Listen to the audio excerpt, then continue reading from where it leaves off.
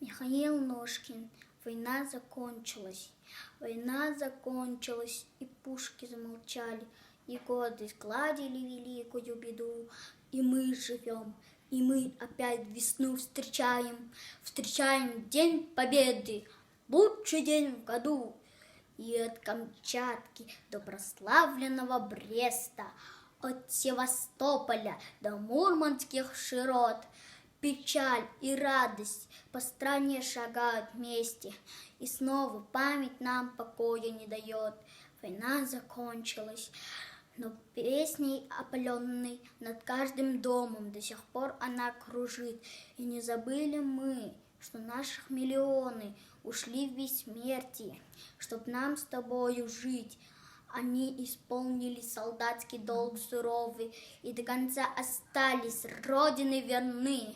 И мы в историю заглядываем снова, чтоб день сегодняшний измерить днем войны.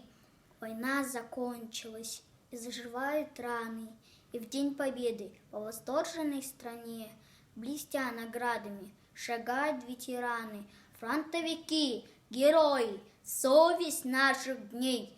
Но с каждым годом их шеренга быстро тает, редеет славная гвардейская родня, и все цветы свои весна в венок вплетает, и с ним склоняется у вечного огня.